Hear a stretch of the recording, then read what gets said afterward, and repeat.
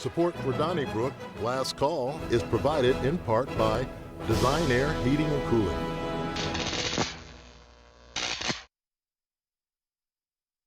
Thanks for joining us for Last Call, where we discuss more issues from the St. Louis region. Joe, you had a story this week on Sam Page, the county executive for St. Louis County, who is hiring more people to communicate the message of his office. But you point out there's already, 6 people in the executive department who have communications attached to their title? There were 5 people, $400,000 in 2024. And the story started out was I had received information that the county executive's office was looking for outside help, public relations, communications, to help get their message out. And the way it was very worded, it said to take into account political considerations. So immediately it was like, are you looking for help to run a political campaign? So started to ask around. I said, hey, I want to find out. I've got the letter. I wanted some basic information from county government about it. And I think what it ended up being was what should have been a small story ended up being an entire column, because I think it spoke to how when governments these days love talking transparency and then go about making it as hard as possible for people to get the facts. So all I did was send an email to the person who was the gentleman who sent out the email, was going to receive the bids for the services, and also is the custodian of records for Dr. Page's office. He immediately throws it into the sunshine request machine and says, I will have a response in 6 days. This was information that could have taken 5 minutes, but now it's going to be 6 days. So now I'm left with a question, how much money are you hoping to spend? Because in 2021, Sam Page's office got a lot of trouble about some COVID communications that former Councilman Tim Fitch said, this is just promotional stuff. This is Sam Page running for office, and he's using taxpayer money to do it. So I wanted to see what was going on. As it ends up, they're only looking to spend $25,000 for some outside help. But for 6 days, instead of just giving me the information right up front, we had everybody, and to me, it just showed how government, every time they start talking about the public has the right to know, they do more than they can to keep the public from knowing. It's a lack of communication. It is a lack of communication. And with all of these frigid temperatures, we've been watching a lot of documentaries. And CNN has a fantastic, it was produced by Tom Hanks in the 60s, the 70s, the 80s, and all of those politicians, even when they got in trouble, they faced the firing squad. There were no spokespeople back then. And you are absolutely right. This is a campaign office. That's what we're paying for. Sam Page is responsible for conveying his message to the people of St. Louis County. And I think we have too many spokespeople now. We have Connor Kerrigan for the mayor, Mitch McCoy for the police chief. We have Doug Moore for the county executive. I want to go back to the days when Claire McCaskill picked up the phone and she talked to you personally. And the same was true for John Danforth, John Ashcroft, and I think it was Bond. As a police reporter, you could just go to the police station, the district station, ask to talk to a sergeant, ask to talk to a detective. People come out and talk to you, tell you, and now you have to go through spokespeople. And I remember a couple of years ago, somebody from homicide talked to me about something, and the spokesperson complained and said, "There's a leak in homicide." You guys aren't in charge of this. Yeah, right. I mean, they're the it's all about managing the message. Political consultants. They want to control the narrative. Control the narrative, manage the message, massage the message. And there's people out there making millions of dollars a year telling politicians this is how you've got to do it. Hey, I'm county government out. And Wendy, boy, when you said firing, I thought you was going to say something else. I was bracing for you. You heard that F. I heard it. Okay. No, Alvin Reid, let's. I know, but you said, well, you were. Alvin, sorry. I know it's you too, but. With time constraints, we're going to move to you. Alvin Reid, about the Rams money. In November 2021, we settled with the NFL and Stan Kroenke, and the city got about $250. It's now worth $270 million. Officials have been trying to figure out how to spend it. It looks as though there might be a compromise among some members of the Board of Aldermen to put some money in housing and then fixing water mains, some money for downtown St. Louis, some money for housing.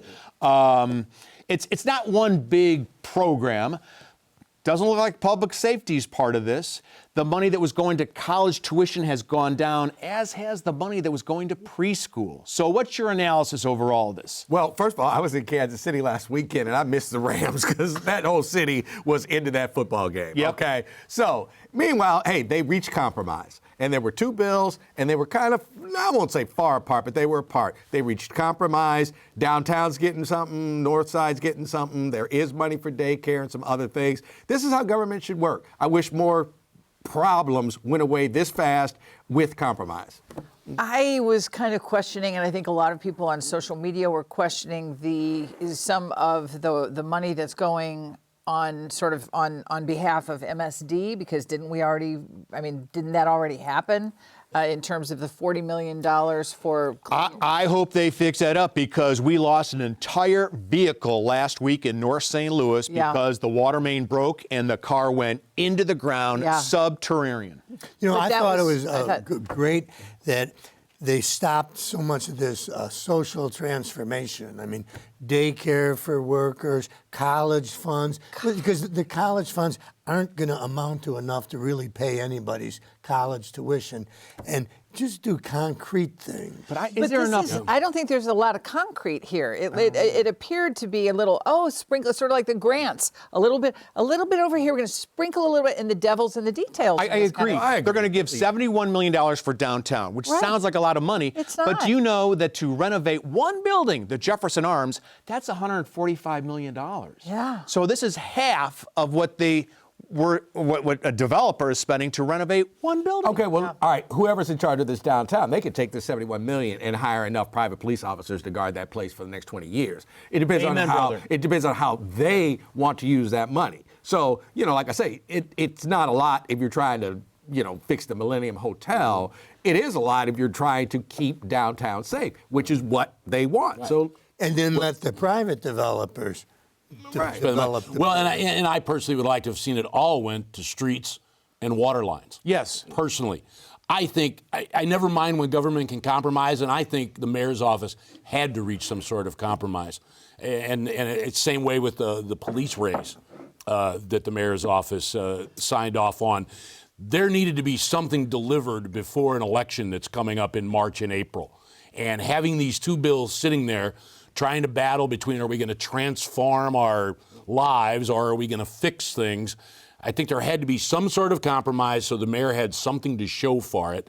And I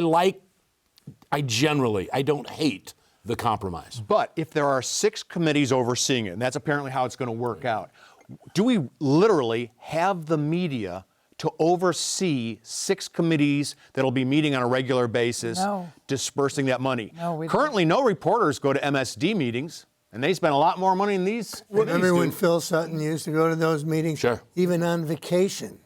He was just so into it. It's funny, though, we used to cover those meetings when nothing happened at them. Right. And now everything's happening and nobody's there. And we could do a 2-hour show on the lack of reporters and media to cover what's going on. I mean, I start pulling that thread, I could go on forever. Well, we don't have enough. Your paper had a great story, I think by Bryce Gray, on St. Louis and lead pipes. And basically, we're number 7 in the nation with lead pipes going into households. And of course, that causes brain damage. And I don't think I've seen any money from this Ram settlement to remediate. Well, not to lead that, pipes. but there was an allotment of some kind to address the lead thing, and this is several years ago. This may have been before Tashar was the mayor, I think.